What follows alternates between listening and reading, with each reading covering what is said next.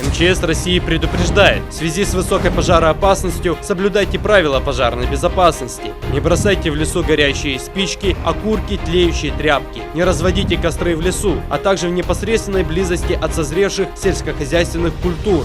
Не выжигайте сухую траву в полях и в лесных массивах. Не разводите костер в ветреную погоду и не оставляйте его без присмотра. Если вы стали очевидцем пожара, немедленно звоните по телефону 101. Помните о своей безопасности, берегите себя и своих близких.